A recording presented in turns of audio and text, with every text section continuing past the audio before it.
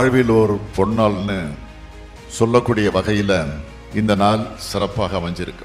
இந்த அழகிய திருக்குவளை கிராமத்தில் நம் தமிழின தலைவர் கலைஞர் படித்த தொடக்க பள்ளியில் இப்படி ஒரு சிறப்பான திட்டத்தை விரிவாக்கம் செய்யறதுல ரொம்ப பெருமைப்படுறேன். நல்லா இருக்கா? நான் யார் தெரியுமானது? பேர் பேர் சிஎம்ங்கிறது பதவி. பேர் சொல்லு. உனக்கு தெரியுமா என் பேர்? என்ன? ஸ்டாலின். Very good. உன் பேர் எனக்கு தெரியுமா? ஸ்டாலின். கல்வி பெற வறுமை சாதின்னு எதுவும் தடையா இருக்கக்கூடாதுன்னு தந்தை பெரியாரும் பேரறிஞர் அண்ணாவும் முத்தமிழறிஞர் கலைஞரும் நினைச்சாங்க. அவங்களோட வழித்தடத்துல நடக்கிற நான் அவங்களோட கனவுகளை நிறைவேற்றுற இடத்துக்கு வந்து அதையெல்லாம் இப்போ தொடர்ந்து செயல்படுத்துவேன். நீதிக்கு சாட்சி தொடங்கி 2021 வரைக்கும் இருந்ததெல்லாம் மதிய உணவு திட்டங்கள் தான். இந்த நிலையில தான் சென்னையில் இருக்கக்கூடிய அசோக் நகர்ல இருக்கக்கூடிய பெண்கள் மேல்நிலைப் பள்ளிக்கு ஒரு விழாவுக்காக நான் போனேன். அப்போ போனப்போ அங்கே படிக்கிற ஒரு மாணவி கிட்ட பேசிக்கிட்டு இருப்ப கேட்டேன், காலையில் என்ன சாப்பிட்டோமா அப்படின்னு கேட்டேன். பெரும்பாலானவங்க என்ன சொன்னாங்க தெரியுமா? நாங்கள் சாப்பிடல அப்படின்னு சொன்னாங்க. இதையெல்லாம் மனசில் வச்சு தான் இந்த காலை உணவு திட்டம் உருவாக்க வேண்டும் என்று நான் அதிகாரிகளை கேட்டுக்கொண்டேன். பசியோட பள்ளிக்கு வர்றவங்களை பட்டினியா வச்சு பாடம் சொல்லி தரக்கூடாதுன்னு நினைச்சேன்.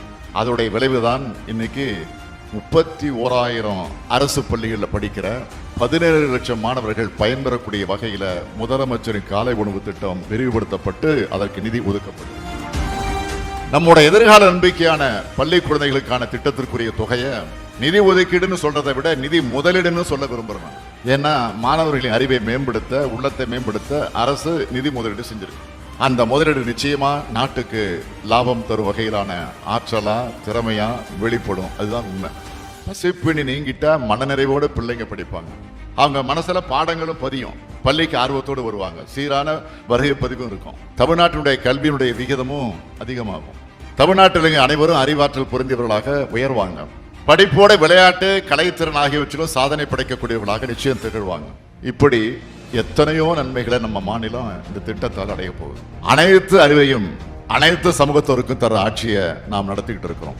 இந்த சூழலையும் தேசிய கல்விக் கொள்கைங்கிற பேர்ல, நீட்டுங்கிற பேர்ல தடுப்பு சுவர் போடுகிற துரோக ஆச்சாரியர்களும் இருக்கத்தான் செய்கிறாங்க.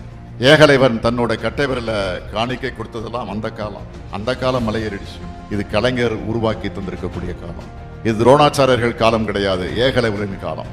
எல்லாருக்கும் எல்லாம் கிடைக்கும் என்ற திராவிட இயல் கோட்பாடு கோலோச்சும் காலம். அன்புள்ள மாணவ செல்வங்களே, நீங்க எதை பத்தியும் கவலைப்படாம படிங்க படிங்க படிங்க. இது ஒண்ணுதான் என்னுடைய வேண்டுகோள். படிப்பு மட்டும்தான் உங்ககிட்ட இருந்து யாராலும் பறிக்க முடியாத சொத்து. அத்தகைய சொத்தை உங்களுக்கு நீங்களே சேர்த்துக் கொள்ளுங்கள். உங்களது மற்ற கவலைகள், மற்ற தேவைகளை நிறைவு செய்ய நமது அரசு இருக்கிறது. இந்த முத்துவேல், கருணாநிதி, ஸ்டாலின் ஆகிய நான் இருக்கிறேன். நிலாவுக்கு சென்று ஆய்வு செய்கின்ற விண்கலம் அனுப்பி சாதனை படைச்சிருக்கிற தமிழ்நாட்டு அறிவியாளர்கள் போல இந்தியாவுக்கு பெருமை சேர்க்கிற வகையில, உலகம் அண்ணாந்து பார்க்கக்கூடிய வகையில சாதனையாளராக நீங்க மாறணும், உயரணும். அதனை உங்க பெற்றோரோடு சேர்ந்து நானும் காண வேண்டும், பெருமைப்பட வேண்டும் என்று கேட்டு அதை நிச்சயம் நீங்கள் நிறைவேற்றுவீர்கள் என்ற நம்பிக்கையோடு உங்களிடமிருந்து விடைபெறுகிறேன்.